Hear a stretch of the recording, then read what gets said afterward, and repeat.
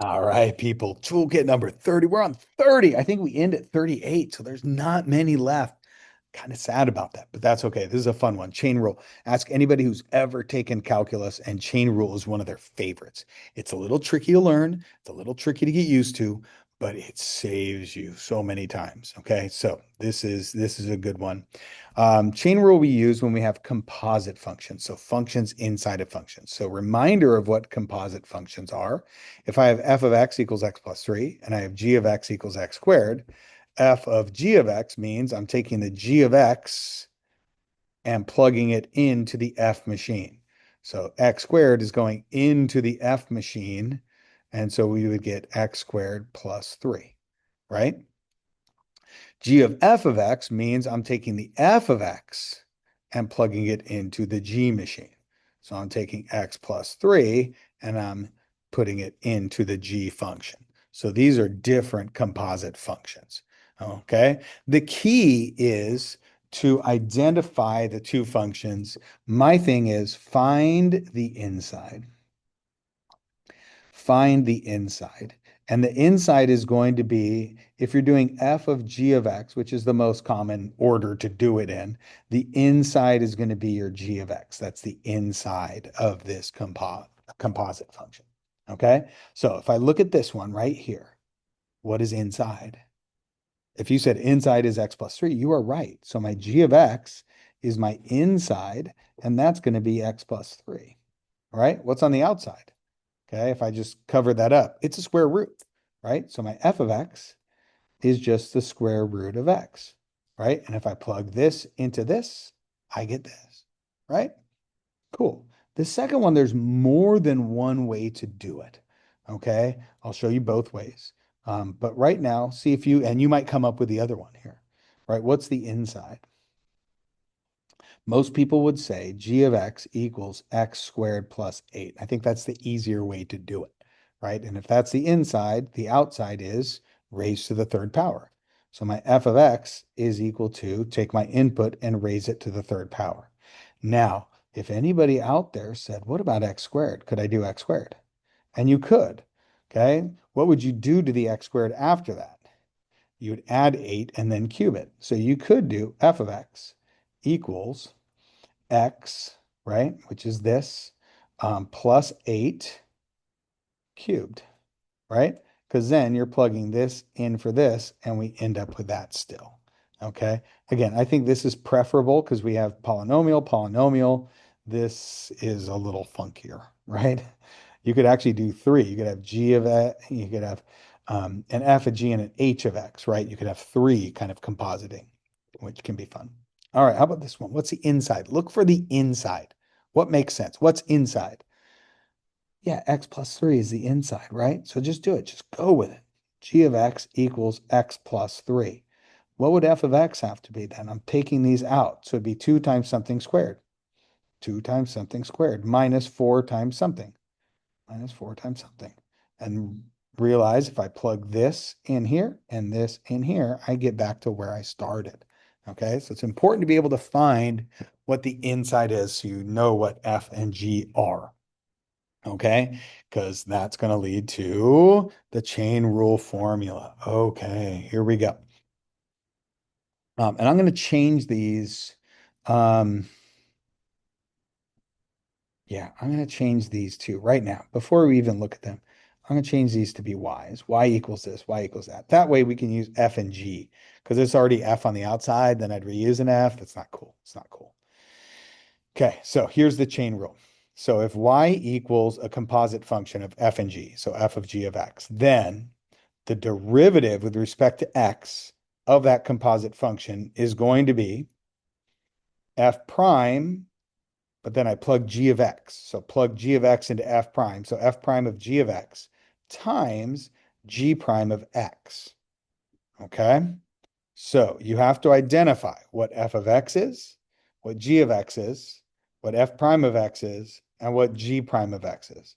This one you're not actually going to use, but this one's going to turn into this, right? And you will need both of these. Okay, you'll need f prime because that's that. You'll need g of x because that goes there. And then the g prime of x goes there as the multiplier on the outside. Okay.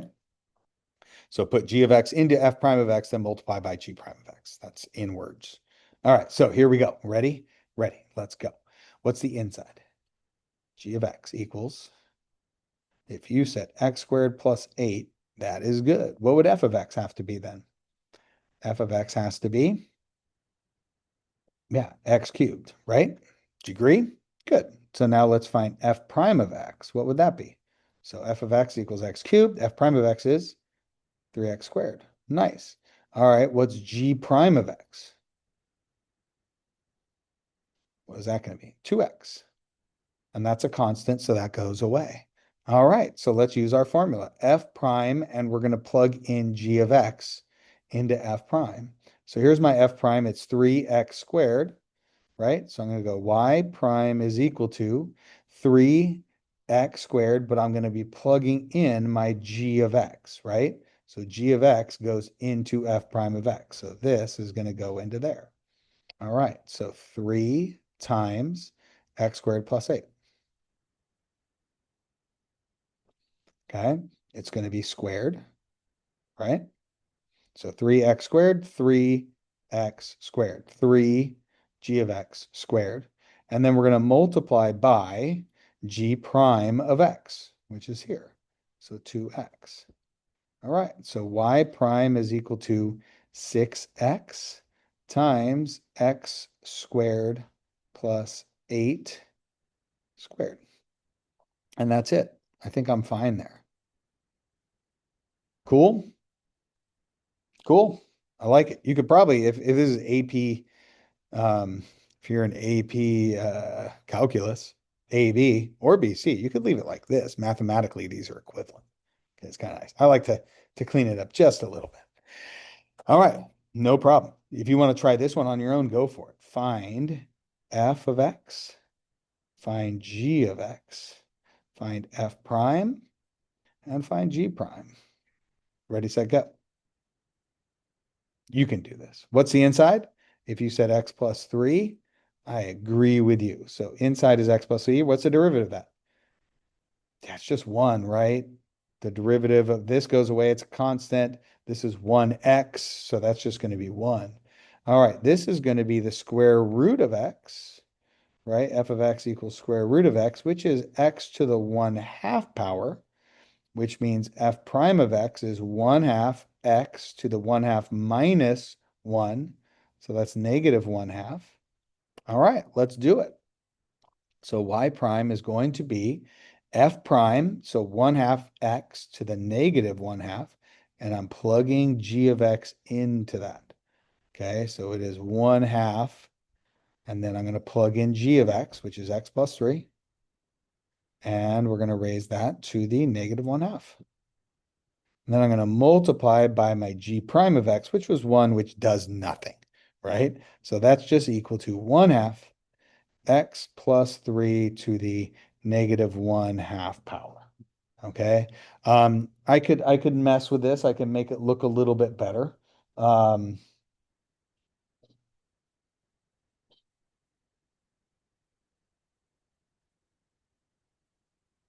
yeah, yeah, I could make it look a little better. Negative 1/2 power means it's going to be on the bottom of a fraction, and 1/2 means it's square rooted. So that's 1/2 root x plus 3. I think. I think that's it. There we go. All right, good stuff. All right, so here's a prove it works. We have chain rule and product. So we can prove this works using the chain.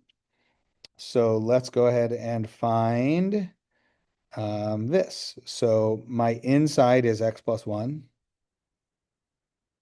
G of x equals x plus 1. My g prime of x would be 1. So that's not very exciting. My f of x is equal to x squared. So my f prime of x is going to be equal to 2x. All right, so using chain rule, y prime is going to be equal to f prime, so 2, and then my input into f prime is going to be g of x, so that's x plus 1 times g prime of x times 1. So that's just going to be 2x plus 2 is my y prime. Cool. All right, let's use the product rule. So we know it's equal to this, right? Product rule. Oh, I'm doing the product rule. All right, product rule is x plus 1 times x plus 1. So x plus 1 times x plus 1 equals f of x. All right. Product rule is Nev's butterfly, right? So we have x plus 1, we have x plus 1, we have the derivative of this is 1, the derivative of this is 1. So we're going to multiply here and then multiply here and add those together. So f prime of x is going to be equal to 1 times x plus 1 times x plus 1, which is just 2x plus 2. There we go. We use the product rule. Is it the same? It's the same. Guess what? We can also use the power rule, right? 2 drops down, 2x to the first, so 2x plus 2. 2x plus 2, 2x plus 2, right? So showing it 3 different ways, right? With the chain rule, with the product rule, with that, it all works out the same. Good job, people. And we will see you all. Those are big ones.